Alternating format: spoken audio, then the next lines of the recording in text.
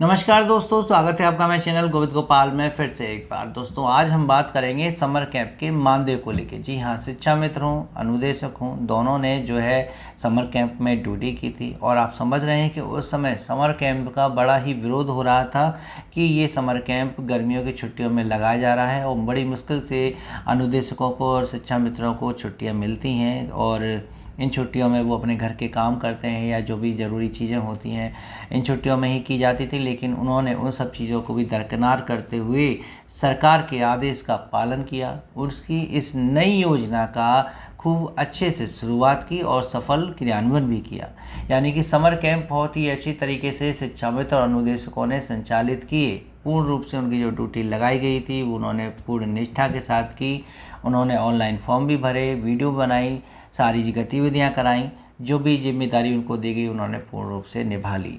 लेकिन आज उन्हीं शिक्षा मित्र और अनुदेशकों को उस समर कैंप के मानदेय के लिए इंतज़ार करना पड़ रहा है। कितने अफसोस की बात है कि अभी तक शिक्षा मित्र और अनुदेशकों को उन समर कैंप का मानदेय ही नहीं मिला, जबकि ये आदेश बहुत पहले हो चुका है। आप जैसा कि जानते हैं कि प्रति व्यक्ति 6,000 रुपये उनको मानदेय दिया जाएगा।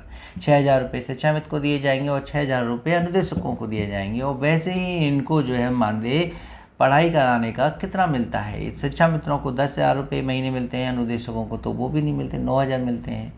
तो अब यहाँ बात आएगी कि इतने कम मानदेय पे जो परिवार का पालन पोषण कर रहे हैं, अगर उनको 6,000 रुपये गर्मी की छुट्टियों में मिल रहे थे तो वो भी अब कब मिलेंगे? 6 महीने बाद, क्योंकि इनको आर्थिक तो सहायता चाहिए ही चाहिए, साथ ही मनोबल भी इनका बढ़ाना चाहिए कि यदि आप अच्छा कार्य करेंगे तो आपको अच्छी धनराशि दी जाएगी, सही समय पे दी जाएगी। वो धनराशि भी अगर बाद में दी जाए तो किस कार्य की। आपने एक पत्र देखा होगा जिसमें समर कैंप में कार्य करने वाले कार्मिकों का डाटा मांगा गया था ताकि उससे संबंधित ग्रांट जारी की जा सके, और वो अभी कुछ दिन पहले ही। तो समर कैंप को ख़त्म हुए कितना टाइम हो गया? जून में समर कैंप हुआ और जो है वो ग्रांट जारी करने के लिए अब डाटा मांगा जा रहा है। और जब वो डाटा आ जाएगा उसके बाद ग्रांट जारी होगी, उसके बाद मानदेय जारी होगा। कितनी लंबी प्रक्रिया है।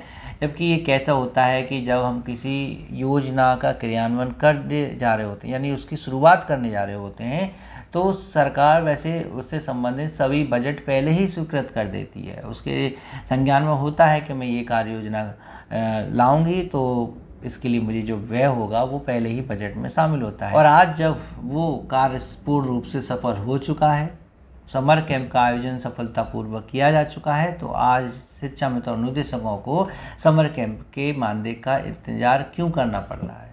ये कैसी विडंबना है। आपने देखा होगा, शायद आपको पता होगा कि रसोइयों का मानदेय भी अब एक महीने में आधा आधा आता है। मतलब 2 महीने का मानदेय 4,000 रुपये होता है तो सरकार 2,000 रुपये भेज रही है एक महीने करके। एक हज़ार रुपये बाद में भेजेगी। क्या सरकार के पास मानदेय कर्मियों के लिए पैसा नहीं है? क्या सरकार मानदेय कर्मियों को ज़्यादा पैसा देती है? कम पैसे ही तो मिलते हैं। कितना पैसे मिलते हैं? उसमें भी वो पैसे कटौती हो रही है, या फिर कह लीजिए कि बाद में, बहुत बाद में मानदेय मिल रहा है। तो यही बात आज सबसे पूछने की भी है कि आखिर शिक्षा मित्र और अनुदेशकों के मानदेय की धनराशि कब जारी होगी इस समर कैंप में। लगता तो यह है कि वैसे उस ग्रांट के बाद जल्दी आपके खाते में पैसा आ जाएगा, और बता तो ये ही रहे थे कि शायद इसी महीने के लास्ट में ग्रांट जारी हो जाएगी, लेकिन ये महीना भी निकल चुका है। अब अगस्त शुरू हो जाएगी। अगस्त में अगर मानदेय शिक्षा मित्रों को सही वक्त पर मिल जाता है तो बहुत अच्छी बात है। बाकी संगठन से आप प्रयास करवाइए, शायद संगठन इसको लेके और आगे कार्य कर सके। एक अपडेट में हम आपको बताना चाहें रसोइयों को लेके, जिनकी बात हम अभी कर रहे थे कि जिनको मानदेय बहुत कम मिलता है, और सरकार ने उनको भी मानदेय आधा आधा करके दिया है। उनकी भी बता दें कि उनकी सेवानिवृत्ति के लिए एक RTI डाली गई थी कि इनकी सेवानिवृत्त आयु क्या है। क्या आखिर रसोइयों जो है, वो जो रसोईया में जो काम कर रही हैं, उनको सेवानिवृत्त किया जाए या नहीं किया जाए? 60 साल 62 साल पे वो रिटायर होंगी या नहीं होंगी? तो जवाब मिला कि नहीं।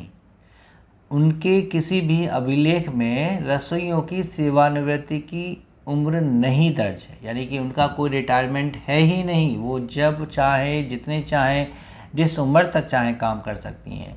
ग्राम प्रधान जो हैं रसोइयों का चयन करते हैं और उनको जो है वहाँ पर कार्य पर रख सकते हैं जब तक उनका मन है। उसमें रसोइयों की जो उम्र की अंतिम बाधा है, अंतिम सीमा है, वो तय नहीं है कि वो इस उम्र तक ही कार्य कर सकती हैं, क्योंकि ये एक क्षेत्रीय मामला है और ग्राम प्रधान अपने विवेक से जो है ग्राम की जो महिलाएं हैं उनको चयन करते हैं कि कौन रसोईया में कार्य करने के लिए सही हैं, तो उस हिसाब से उनको निकाल भी सकते हैं और रख भी सकते हैं। इसलिए शायद इसके लिए इसकी अंतिम जो रिटायरमेंट एज है वो नहीं रखी गई है।